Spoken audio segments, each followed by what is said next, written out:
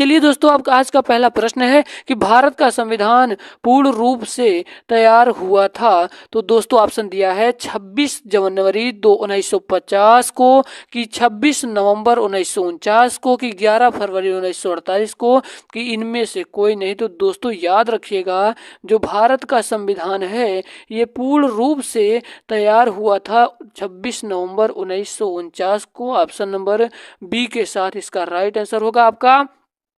दूसरा नंबर का प्रश्न दोस्तों, इसको जल्दी जल्दी आप लोग आंसर दीजिए। दूसरा नंबर का प्रश्न कह रहा है कि लोकसभा और राज्य विधानसभाओं के चुनाव में मतदान करने वालों की न्यूनतम आयु सीमा 21 वर्ष जो थी, इससे घटकर 18 वर्ष कब कर दी। तो दोस्तों याद रखिएगा, जो लोकसभा और राज्य विधानसभाओं में चुनाव में मतदान करने वाले न्यूनतम आयु 21 वर्ष से घटाकर 18 वर्ष कर दी गई। तो कब कर दी भैया? 61वें संविधान संशोधन के द्वारा 21 वर्ष से घटाकर सीधा 18 वर्ष पर कर दिया गया। कब? 61वां संविधान संशोधन के द्वारा। उम्मीद करता हूं ये दूसरा नंबर का प्रश्न भी समझ में आया होगा। अगर कहीं भी आपको डाउट लगे तो आप कमेंट बॉक्स में एक बार कमेंट जरूर करिएगा, क्योंकि हमारी टीम हर हमेशा एक्टिव रहती है। आपका 3 नंबर का प्रश्न है दोस्तों, बड़े ध्यान से सुनिएगा, ये सारे प्रश्न आए हुए प्रश्न हैं।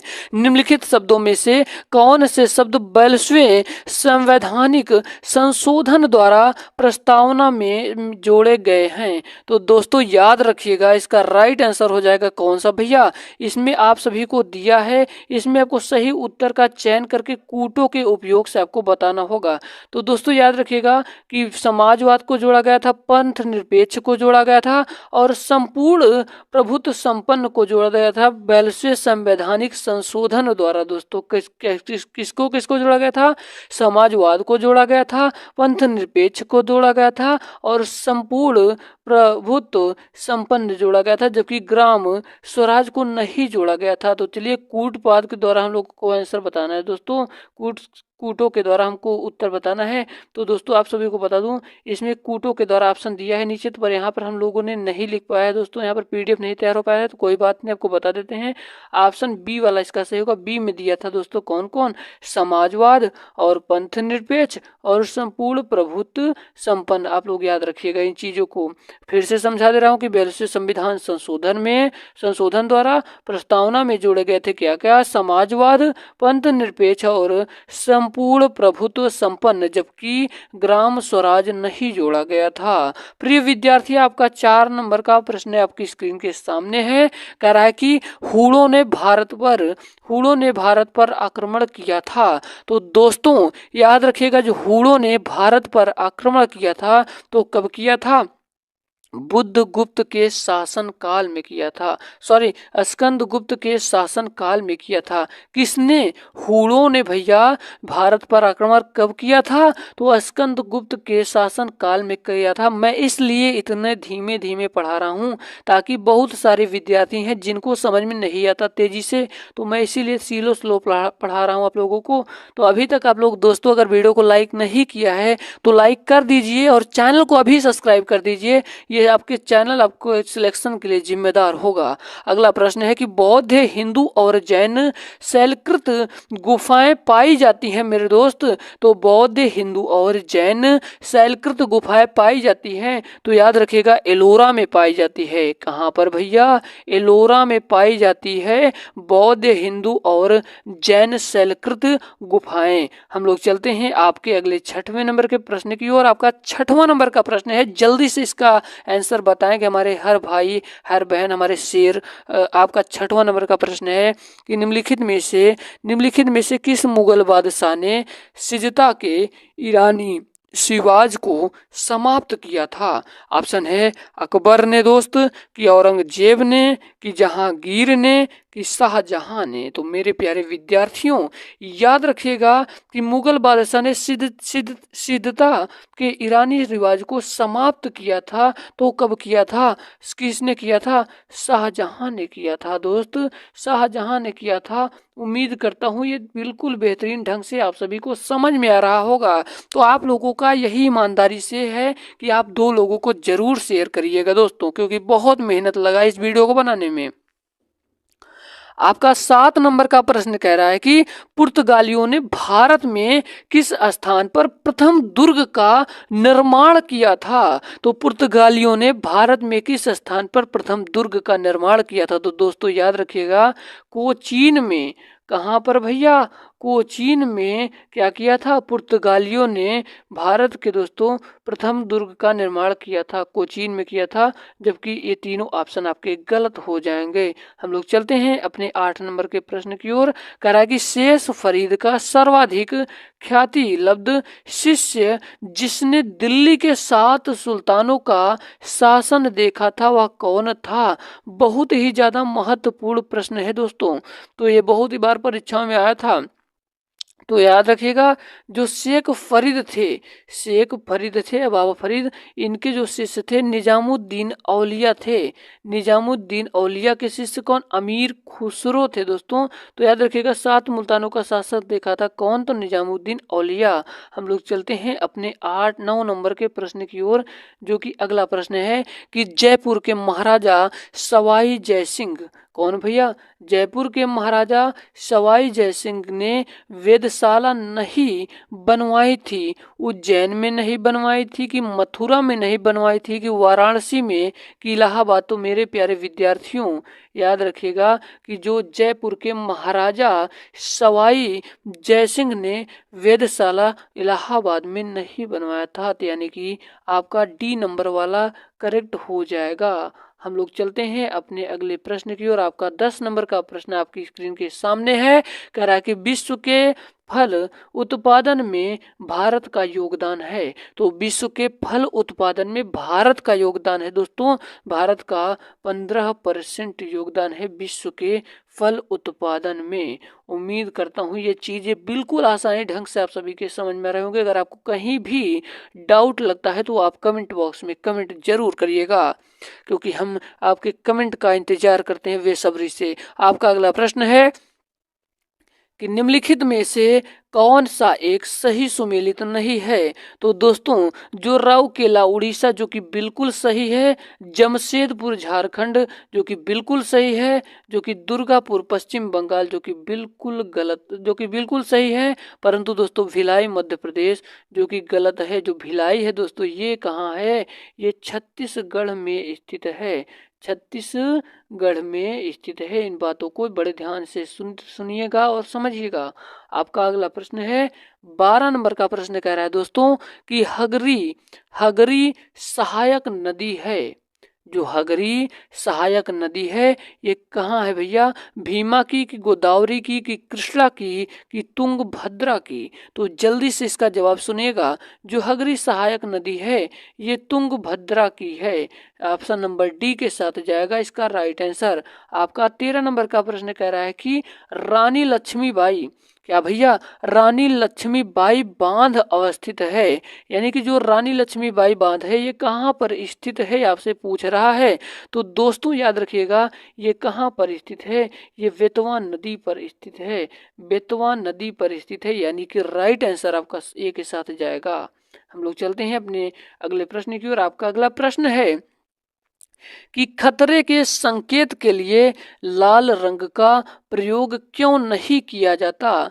क्यों किया जाता है, सॉरी, क्यों किया जाता है? जो खतरे के संकेत के लिए लाल रंग का प्रयोग क्यों किया जाता है? तो ऑप्शन ए है क्योंकि इसका प्रकीर्णन सबसे कम होता है, क्योंकि यह आंख के लिए आरामदायक होता है, क्योंकि इसकी रासायनिक क्रिया सबसे कम होती है, क्योंकि वायु में इसका क्या होता है भैया? वायु में प्रकीर्णन होता है। तो दोस्तों याद रखिएगा इसका राइट आंसर हो जाएगा क्योंकि इसका जो प्रकीर्णन होता है, प्रकीर्णन सबसे कम होता है, परंतु जो तरंग दैर्ध्य होता है, अगर आपसे पूछ ले कि लाल सबसे ज्यादा तरंग दैर्ध्य किसका होता है, तो लाल रंग का होता है।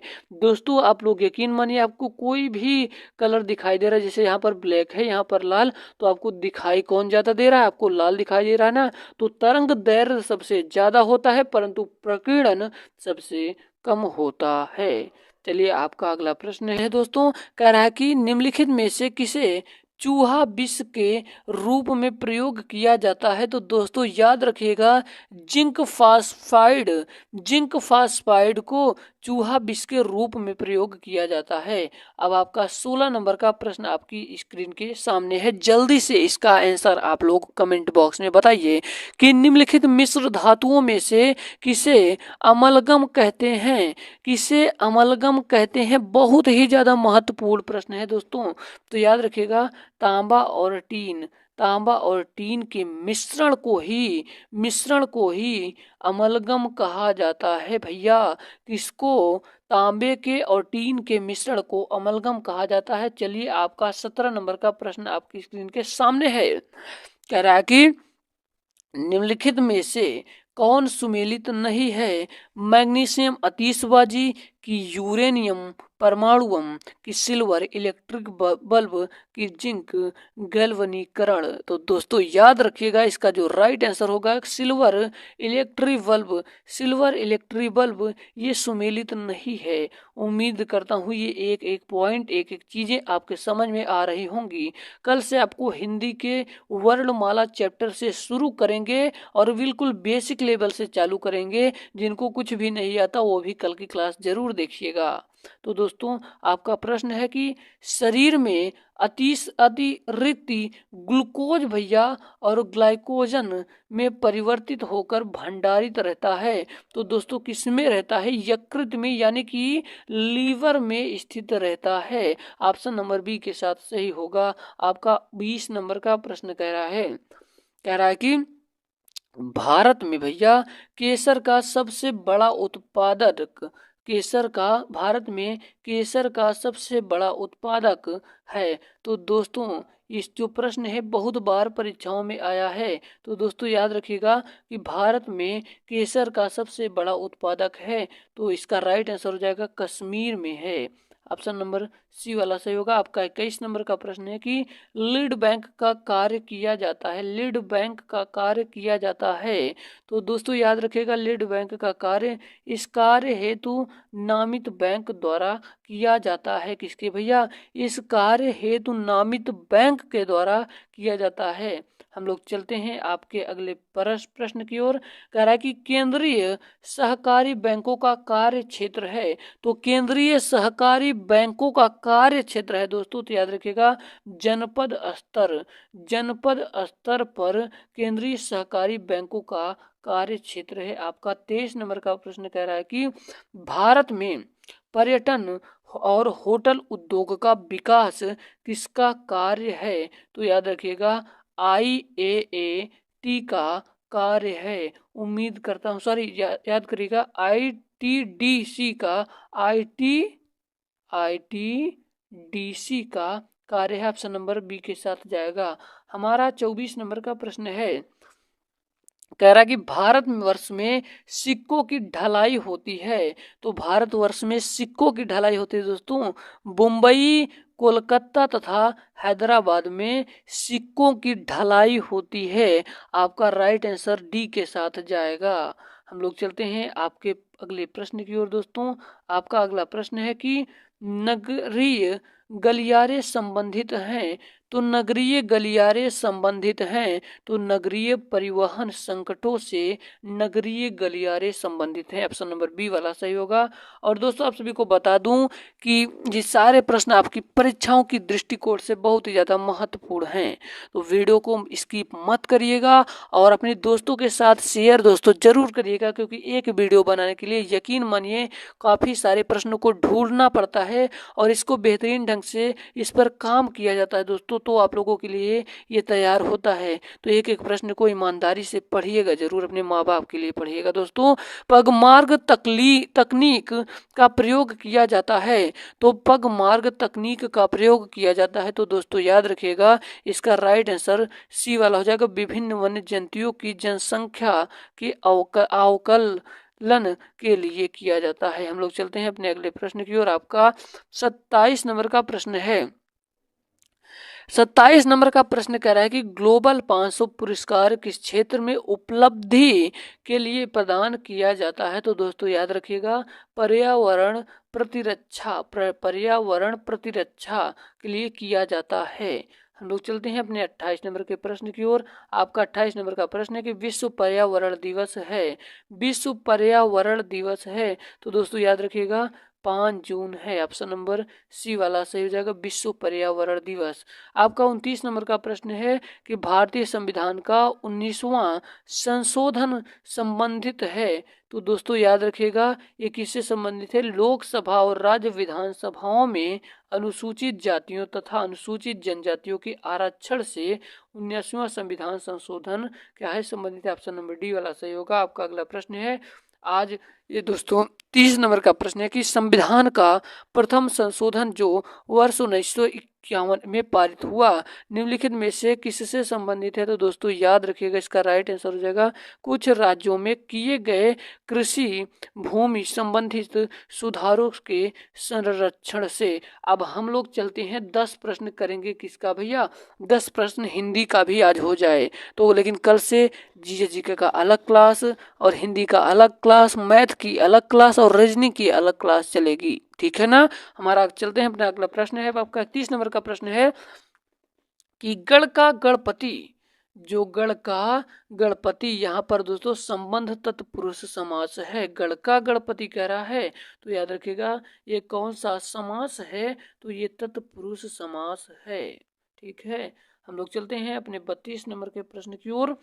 कह रहा कि क्षमा का अर्थ माफी होता है, क्षमा का अन्य अर्थ होता है। क्षमा का अर्थ माफी होता है, क्षमा का अन्य अर्थ होता है तो दोस्तों याद रखिएगा इसका राइट आंसर हो जाएगा ऑप्शन नंबर ए वाला पृथ्वी होता है। जो क्षमा का अर्थ एक माफी होता है, दूसरे क्षमा का अर्थ पृथ्वी होता है। ऑप्शन नंबर ए वाला सही होगा। अगला प्रश्न है कि राजा का पर्यायवाची शब्द है, जल्दी से इसको बताइए कि राजा का पर्यायवाची शब्द है तो राजा का पर्यायवाची शब्द क्या होगा, अवनीश होगा। ऑप्शन नंबर ए वाला सही होगा। आपका अगला प्रश्न है कह रहा है कि निम्न में से शुद्ध वर्तनी पहचानिए तो निम्न में से शुद्ध वर्तनी आपको पहचाना होगा दोस्तों याद रखिएगा अंत्याक्षरी। ऑप्शन नंबर बी वाला सही होगा।